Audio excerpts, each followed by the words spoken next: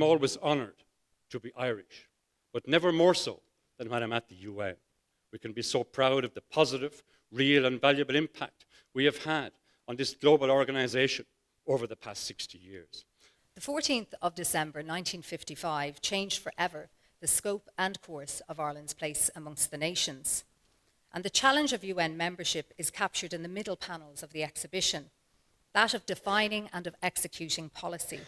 And I'd like to single out one person in particular who we paid attention to in this regard, and that's Sheila Murphy.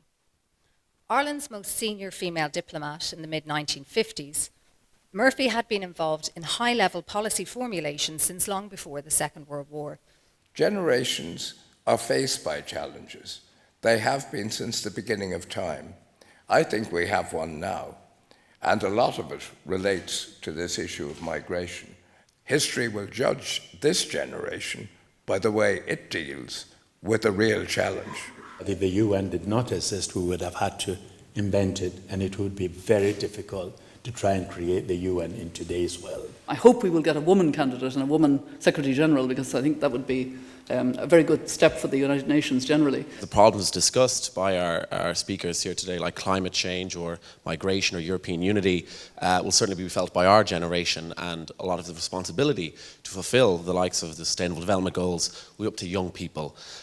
So that's why this programme was instituted by the Department of Foreign Affairs, the National Youth Council of Ireland, to involve young people who happen to make up over 50% of the world in decision-making processes. Ireland is considered a model member and a country that punches above its weight, and you should keep doing that.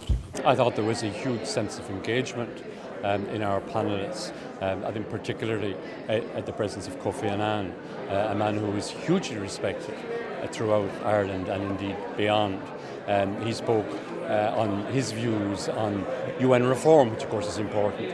And we also had our homegrown Mary Robinson, whose energy was felt throughout the room and who acknowledged the great role that Ireland played in terms of the Sustainable Development Goals. We look forward now to the early and firm implementation. And Peter Sutherland speaking passionately on the huge challenge that is international migration.